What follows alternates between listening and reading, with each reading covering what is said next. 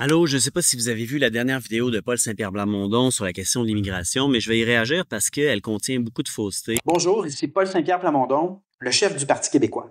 Bon, jusqu'ici, rien à dire. Dans le débat sur les seuils, on assume que les Québécois issus de l'immigration voudront toujours des seuils plus élevés, qu'ils souhaitent une immigration illimitée et tout aussi désorganisée et déstructurée qu'en ce moment. Qui assume ça au juste? Moi, je ne pense pas que la majorité des immigrants souhaitent une immigration illimitée et incontrôlée. C'est un sophisme de la caricature. François Legault le fait des fois aussi. C'est une façon dans laquelle, ici, le chef du PQ, il déforme la position de ses adversaires pour la rendre plus faible, voire absurde et plus facile à attaquer. À en croire Paul Saint-Pierre Plamondon, il y a deux options. Soit tu veux réduire les seuils d'immigration, soit la seule autre option, là, c'est d'être en faveur d'une immigration incontrôlée et illimitée. Et c'est absolument faux d'affirmer que les Québécois issus de l'immigration ont des intérêts divergents de l'ensemble des Québécois, notamment sur la question fondamentale de la crise du logement, qui découle directement d'une immigration incontrôlée durant les dernières années. D'abord, je ne sais pas qui a dit que les Québécois issus de l'immigration n'avaient pas les mêmes intérêts que les autres. Moi, je pense pas ça. L'autre affaire qui marche pas, c'est d'affirmer que la crise du logement est liée directement à une immigration incontrôlée. 84% des immigrants au Québec s'installent à Montréal. Le taux de logement disponible à Montréal est à 1,9%. C'est très bas, mais c'est plus que la moyenne québécoise. Ailleurs, c'est pire. À Gatineau, 1,1%. À Québec, 0,9%. À Amos, 0,9%. Rouen, 0,8%. Rimouski, 0,6%. Drummond, 0,5%. Et Val-d'Or, 0,4%. Toute proportion gardée, il n'y a pas beaucoup d'immigrants qui s'installent dans ces régions-là et pourtant la crise du logement frappe plus fort qu'à Montréal. Il y a beaucoup de choses qui ont causé la crise du logement, la stagnation dans la création de logements sociaux, mais principalement la spéculation immobilière effrénée, le refus des gouvernements de resserrer les règles qui permettaient des évictions trop faciles, puis le refus du gouvernement d'opérer un contrôle des loyers. Quand le chef du PQ met la crise du logement sur la responsabilité des hauts seuils d'immigration, là, il identifie les mauvais problèmes et les mauvaises solutions. Exactement comme l'ensemble des Québécois, les Québécois issus de l'immigration n'ont pas intérêt non plus à une dégradation des services publics comme la santé, l'éducation. Même chose lorsqu'on parle de l'enjeu du climat social.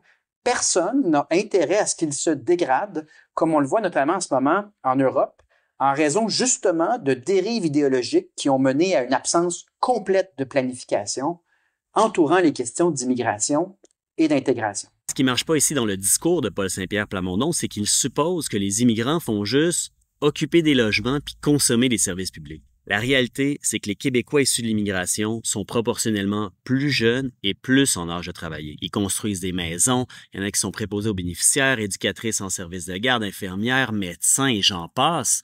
La plupart, probablement, consomment moins de services publics qu'ils n'en donnent eux-mêmes. Sans elles, sans eux, nos services publics comme la santé et l'éducation auraient bien de la misère à répondre à la demande encore plus que maintenant, puis notre agriculture serait probablement paralysée. Mais prenons note, soyons d'accord sur le fait qu'une social-démocratie est impossible si on accueille un nombre illimité et toujours plus grand de personnes sur notre territoire à chaque année, pour la seule et simple raison que notre assiette fiscale, elle, ne grossit pas en proportion et donc les services vont finir par souffrir, comme c'est le cas également pour la situation du logement en ce moment qui continue de se détériorer. Ici, la caricature des adversaires qui veulent une immigration illimitée et incontrôlée est répétée, mais on ajoute aussi la question de l'assiette fiscale. Si je comprends bien l'argument de Paul, ce qu'il est en train de dire ici, c'est que les revenus de l'État augmentent pas aussi vite que les dépenses liées à l'accueil des immigrants. Or, les revenus de l'État viennent en grande partie de l'impôt sur le revenu.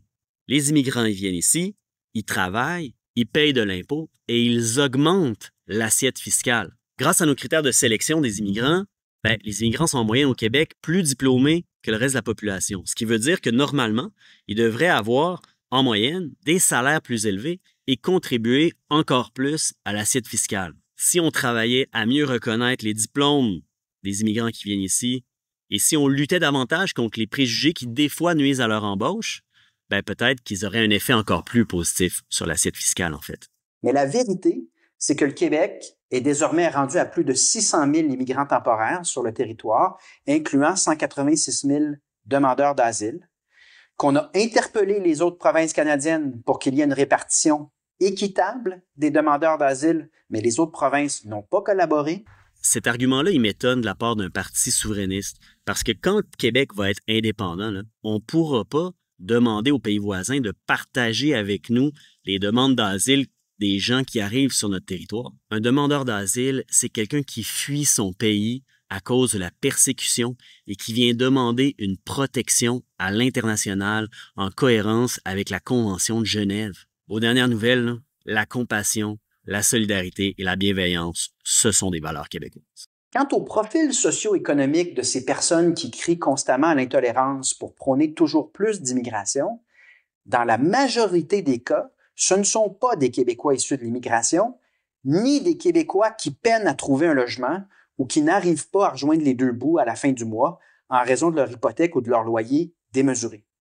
Ce sont des Québécois aisés dont les moyens, dont le profil socio-économique, c'est d'avoir les moyens d'une hypothèque ou d'un loyer qui vient d'augmenter. Et là, je vous parle de gens qui travaillent dans les universités et qui donc ont d'excellents salaires, encore des gens dans les médias ou dans le milieu des affaires, qui, a priori, semblent se soucier très peu du sort des familles, qu'elles soient issues de l'immigration ou pas, qui ont de la misère à rejoindre les deux bouts à la fin du mois en raison de mauvaises politiques publiques. Wow, OK.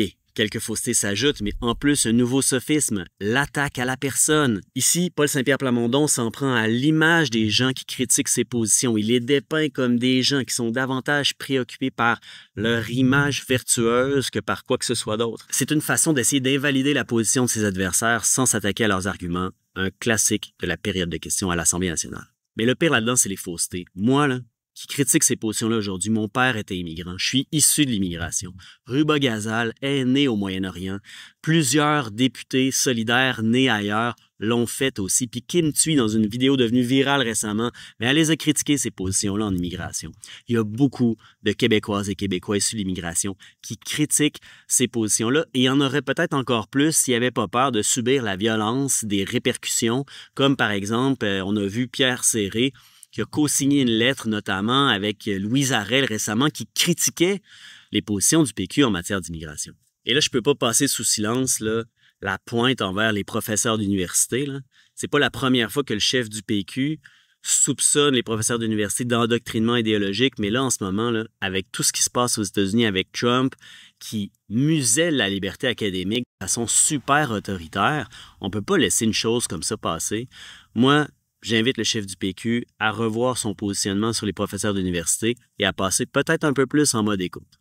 Pour que le camp du oui à l'indépendance réussisse, là, il va falloir unir le mouvement indépendantiste et en ce moment, les positions du PQ sur l'immigration et l'inclusion le divisent profondément. Pour gagner et faire un pays, là, il faut renouer avec des positions inclusives, bâtir un pays solidaire, fort et fier de sa diversité.